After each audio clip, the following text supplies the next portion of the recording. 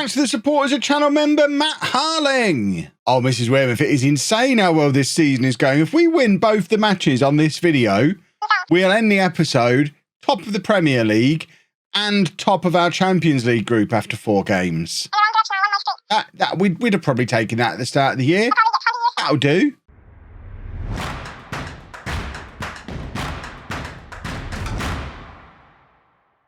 And welcome to part 145 of Homegrown. I'm Kevin. Coming up on today's episode, we have a top-of-the-table Premier League clash at home against Manchester City and away against Bayer Leverkusen in the Champions League. Since you were last with me, this is what's been going on. We have lost a few games in here. We lost to Real Madrid at home in the Champions League, which was a little bit unfortunate, but we then thumped Bayer Leverkusen in the following game. So our Champions League group looks like this. 3 games in. We played Bayer now. I said we would end up top if we won both games today. We could.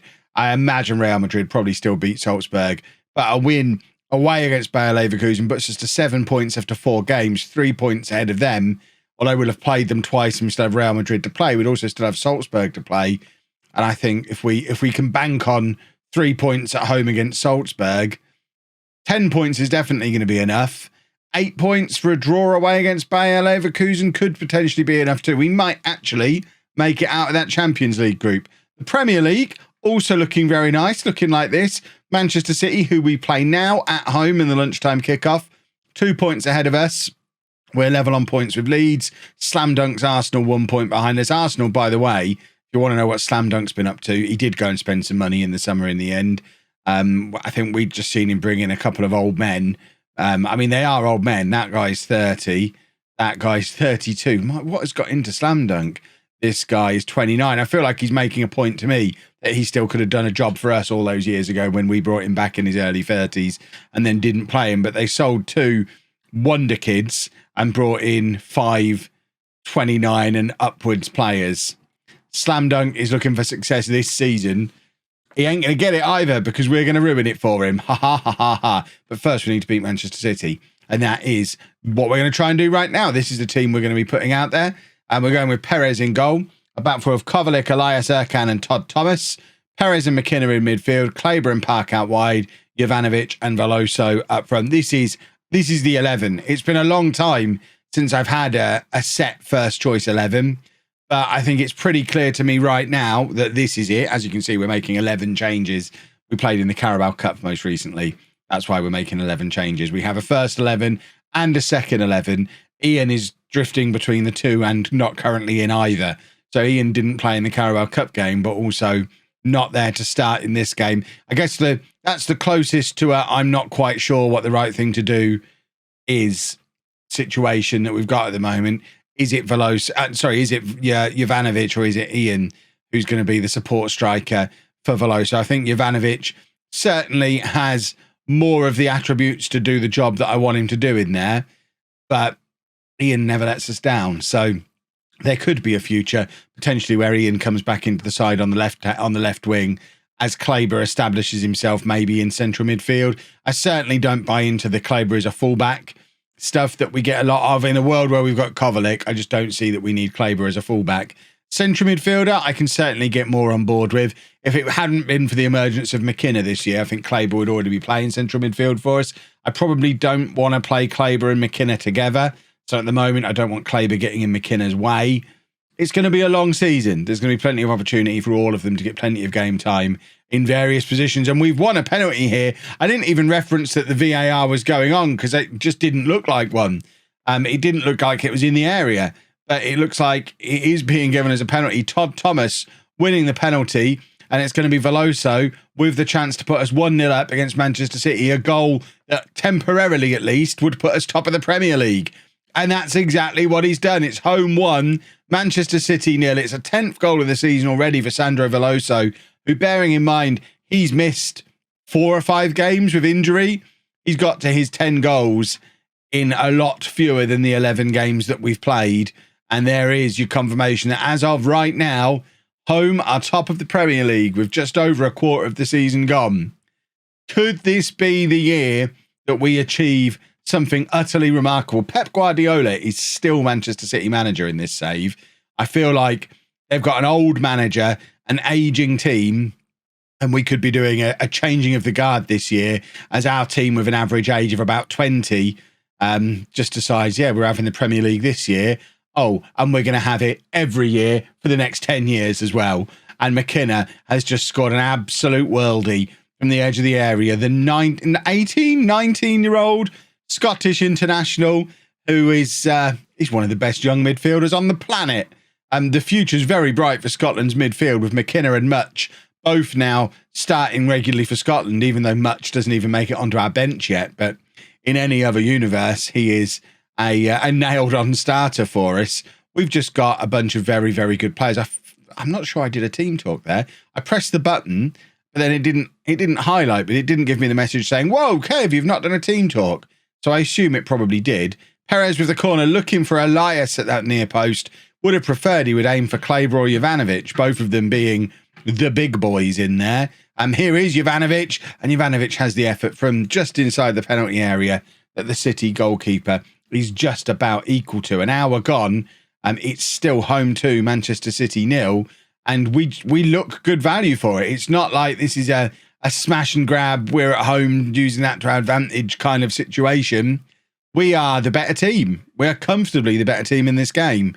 Right, shall we try this? We're going to put Kleber at left back. Hold on.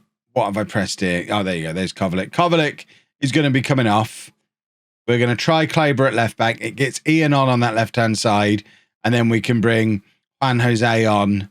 Do we want to bring Juan Jose on? I'm actually wondering if we bring on another central midfielder, or is that just going to ruin the balance of the team by doing that? But I'm thinking we bring on Diaz and stick Perez in behind Veloso. If we throw this game away now by fiddling with the tactic when it's working, I'm never going to live it down in the comments, am I? But that just seems like a more sensible way to see out the game. Perez always plays well in that role. The only problem is when we were playing like this regularly before, we were never as good a side as we are now playing in the 4-2-4. But I think to see out a game, just having an extra central midfielder in there can't be a bad idea, surely. We're also going to take off McKenna now. Oliveira can come on for him. Again, just keeping the central midfield fresh. We want to keep energy in there. We'd be better off playing Kleber in a more familiar position. I think he's an accomplished left back. Oh, no, he's an awkward left back. I thought he was better at being a left back than apparently he is. Maybe we should have put Fazekas on at left back. But I guess this is the first time we've given Kleber a try out there. He has played in central midfield for us a couple of times. And we've just grabbed a third goal through Park. 92 minutes on the clock. Home 3, Manchester City 0. This is live on the telly. This is your lunchtime kickoff. This is us going to the top of the Premier League and looking like we deserve it. This is, if the Manchester United game earlier in the season didn't send the message that we are now one of the big clubs, then doing this to Manchester City live on the telly definitely sends that message. We are top of the Premier League, boys and girls. Now, let's go and do the same thing to Bayer Leverkusen. So just the one change for the Leverkusen game. Ian coming in for Jovanovic. Jovanovic was the one guy in that last game who didn't really look like much of a threat, even though we've comfortably beaten Manchester City there. But I think away from home in a Champions League game that we need to get something out of. At the very least, we need a draw here. But ideally, we're going to come here and grab a win to kind of make up for the fact that we lost at home to Real Madrid. And I think having the pace of Ian up front alongside the pace of Veloso, two quick forwards, is going to be pretty handy in a game like this. Kleber winning the ball back on this left-hand side deep, and he is off on a run, talking about pace being a threat. And Kleber forcing himself into the penalty area and then forcing the corner. He doesn't even have to move. He's won that corner on the spot. He's going to stand for the corner coming in, and he's going to win the header at the near post, but can't direct it goalwards. But Kleber knows his role there. Just run at him, force the corner, and then stand there waiting for the corner, being tall. Have we given away a penalty here? I think the ref's going over to look at handball. Erkan's following him, saying, it wasn't my hand, it wasn't my hand. But I think the ref is probably going to go and have a look, and it probably was your hand, Erkan. That's why you're getting so upset about it. The ref's going to know for sure in a second. He's checking the little telly. And these are usually given, and it is a penalty awarded for a handball by Erkan, and Leverkusen with the opportunity to put themselves 1-0 up with 12 minutes gone. Perez makes the save. He is becoming more and more and more the top level goalkeeper we needed him to become. And there's another example of it with an incredibly important penalty save from Perez.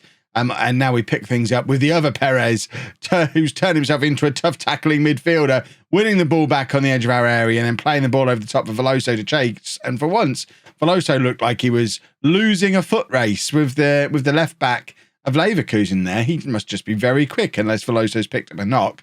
And Kleber now going past his man again. That man's not a winger. Well, you've seen him do 2 excellent pieces of wing play in the first 20 minutes of this game. You might tell me he's not a winger, but if he's consistently beating men and getting crosses in and having shots and winning corners and just generally being a threat, I am watching him be a winger over and over again. So he is a winger. He's a winger who can also play in midfield and can also play left back. He's just a very talented footballer. He's a massive, fast, skillful, rare generational talent who's going to be a superstar. And that is very close to being I'm so glad that drilling has started. That's super. Midway through a match. We're going to have to shut the window, I think. I'm going to get warm. Well, through the power of double glazing, the noise has gone away. The only problem is there is now no air in this room because, as we've discovered before, the air conditioning and the fan are both too loud to have on whilst making videos. So I'm gonna sweat. I've powdered my face. Don't believe me? Hold on. Some people don't believe me. I've powdered my face in the hopes that when the sweat comes, it's not too obvious. But the sweat is coming because there's no air in here now. I'm sat in a cupboard, a hot cupboard with studio lights and computers. It gets hot and there's no open window now because someone, rather rudely, is, I think, having an extension put on their house across the road, which is going to be just super for the next several weeks, hopefully, not months, of recording videos. They had a couple of massive bags of gravel or sand or something delivered earlier in the week. They got a cement mixer going on their driveway, and now they've started that drilling noise. Park is in, and Park scores. What an important goal. I mean, it was perfectly timed as well. I just finished telling you about the sacks of cement and the cement mixer, and there is Park to get on the end of the cross from Veloso. A little bit of a role reversal from these two, but Veloso gets himself wide, gets himself a little bit of space, crosses it in, and Park is there to nod home. And it's Bayer Leverkusen 0, Home 1. And that is huge for our hopes of Champions League qualification. Kleber's in again there with the header, but it goes just over from him. It remains 1-0. We need to be looking at the way the group is set up. It looks like Real Madrid are beating Salzburg because they're still ahead of us in the group. But this 3-point gap, this will give us over Leverkusen. Of course, a 3-point gap, plus we'll have beaten them on the head-to-head. We'll have done them home and away. So they'd have to make up 4 points to go above us because head-to-head is how teams are separated in the Champions League. So going into the final 2 games with them needing to make up a 4-point difference, even assuming we lose against Real Madrid while they're beating Salzburg, as long as we then beat Salzburg, they'd have to beat Real Madrid, which they're not going to do, and have us lose. Yeah, basically, this is good. Having points on the board, it's a good thing. Right, we've got the ball clear there. I'm starting to have a look at some of these fitness issues that are starting to develop again. We are starting to show signs of struggling with playing as much football as we are. I think at some point we are going to have to start using this rotation that I keep threatening to do. But for now, just try and manage players in game. So Oliveira can come on for Perez. I think we're probably going to take off Park as well.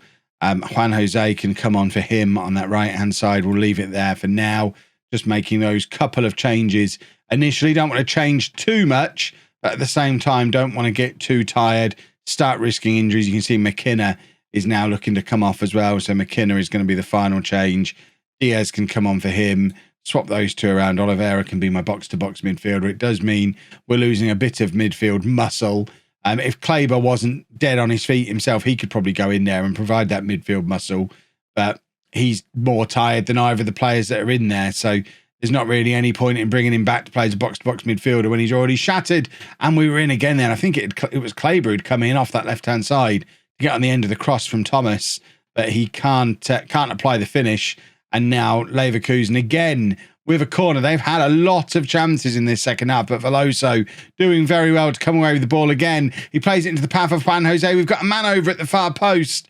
Juan Jose decides to take the shot on himself when really he should be squaring that to Ian and Claver. And I think even Oliveira had made it up into the area. Fingers crossed we're not going to end up regretting it. There's a couple of minutes of this game left.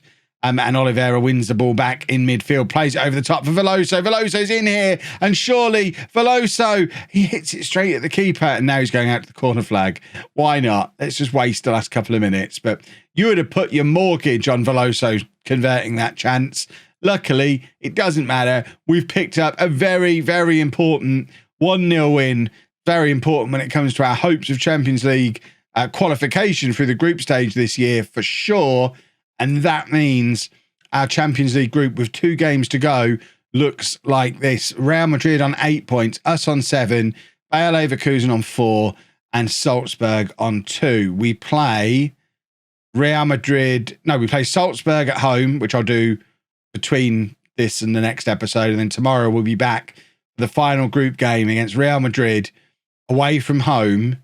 Now, we could have already qualified effectively by then. If we beat Salzburg, which we should, that would put us to 10 points. So if, while that's going on, Leverkusen lose to Real Madrid, they won't be able to catch us. So it might be that the Real Madrid game is just to decide who wins the group. But either way, it's an important and exciting fixture. And did I mention we're top of the Premier League as well? Oh, it's exciting. And if you've enjoyed that, please make sure you leave a nice big thumbs up on there for me. Subscribe to the channel for daily Football Manager videos. And thank you very much for watching.